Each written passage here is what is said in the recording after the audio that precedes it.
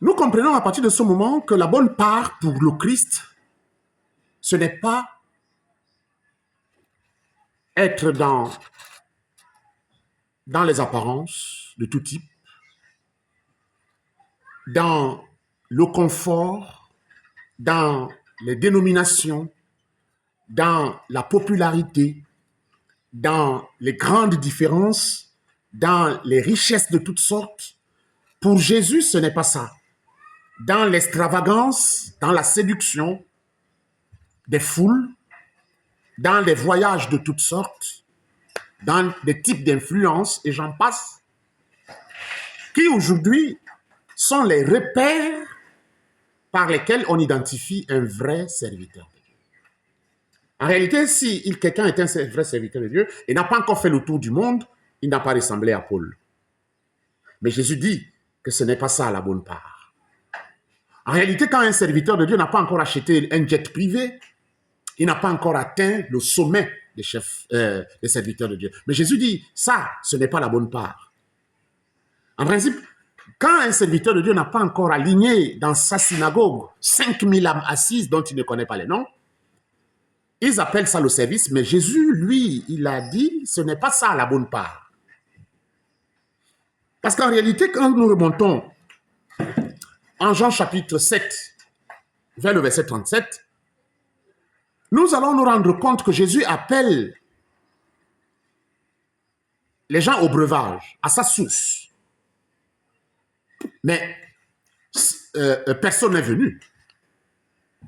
Personne n'est venu. Et le psalmiste dit une chose au psaume 27, au verset 4.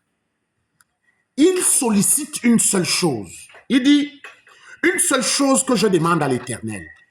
Une seule chose que je demande à l'Éternel. Celle que je désire ardemment. Je voudrais habiter toute ma vie dans la maison de l'Éternel pour admirer son temple, pour contempler sa magnificence. C'est dans la présence de Dieu. Et c'est une position que Jésus appelle, c'est la position que Jésus appelle la seule chose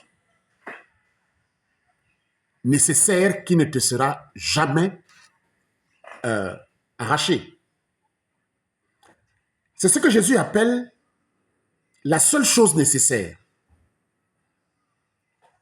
La bonne part qui ne te sera jamais arrachée. Mais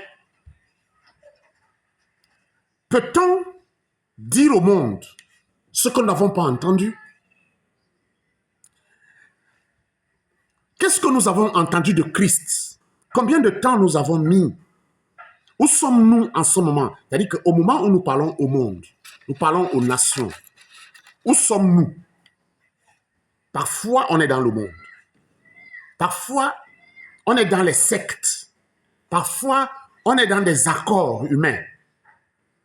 Mais on n'est pas au pied de Christ très souvent. Très souvent, on n'est pas au pied de Christ.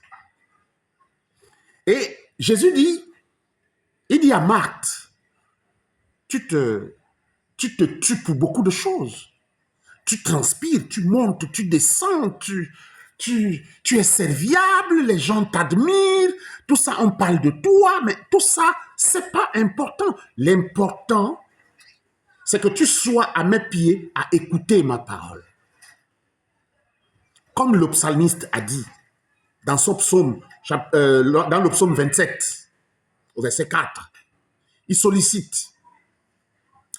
Maintenant, en contradiction avec ce que nous voyons aujourd'hui, où le service a tourné à la pure volonté humaine, à la capacité humaine à transformer les choses, à la force financière des hommes, à l'extravagance des hommes, à l'éloquence, le service aujourd'hui a pris un autre manteau qui ne ressemble pas du tout à ce que Christ indique vivement.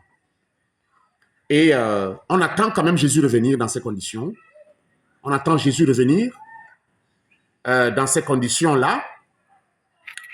On l'attend quand même. On se dit, bon, on est au service, on attend. Mais on n'a jamais entendu Jésus nous dire quelque chose. On n'a jamais écouté une instruction du Seigneur. On ne s'était jamais assis à ses pieds. On a passé le temps à aller de pays en pays, prétextant l'évangélisation vers laquelle Jésus ne nous a jamais envoyés. Aller de pays en pays, prétextant le ministère apostolique dont Jésus n'en a jamais parlé à personne. L'image de Marie et Marthe devrait nous amener à changer. Le plus grand ministère révélé par Christ, c'est la dépendance. Jésus va déclarer, il va dire une chose, il dit, il n'y a rien qu'il fait qui ne lui eût pas été autorisé par le Père.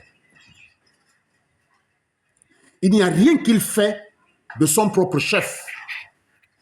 Tout ce qu'il fait est un ensemble de recommandations qui viennent de son Père. Jésus indique là une dépendance, une demeure dans la présence de son Père. Il indique là un homme qui est assis au pied de son Père, suivant l'instruction pour la mettre en pratique. Je demande à certains serviteurs de Dieu, qu'est-ce que Jésus t'a dit réellement? Qu'est-ce que Jésus t'a dit? Tu t'es levé, tu es allé à l'école biblique, tu as eu des diplômes fabriqués de toutes sortes, qui n'ont rien à voir même avec l'évangile même. Ça n'a rien à voir avec la vie de Christ. Et tu viens pour créer une société, les sociétés avec des succursales, pour te faire de l'argent. Est-ce que c'est se faire de l'argent qui avait dépassé Pierre? Je demande si c'est se faire de l'argent qui avait dépassé Jean. Rome a tenté une corruption à grande échelle. Jean restait le seul disciple sur la terre, le seul témoin vivant, le témoin oculaire de Christ, le seul qui restait sur la terre. C'était Jean. Mais il était confronté au système romain. On a essayé de le tuer par tous les moyens. On a essayé de le mettre dans des cuves d'huile de toutes les manières. Mais il en est sorti indemne. Rome a compris que ils ne peuvent même pas engager une voie de corruption parce qu'il n'est pas corruptible. Alors, aujourd'hui, l'Église passe totalement à côté. Pourquoi?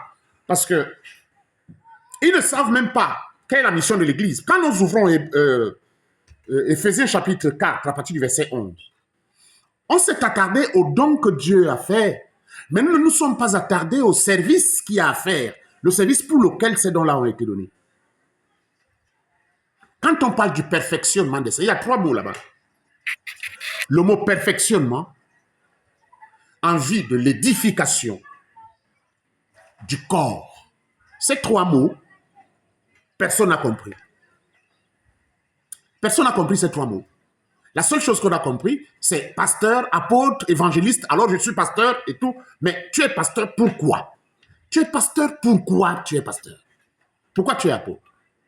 Pourquoi tu es docteur? Tu es docteur pourquoi? Tu es évangéliste pourquoi?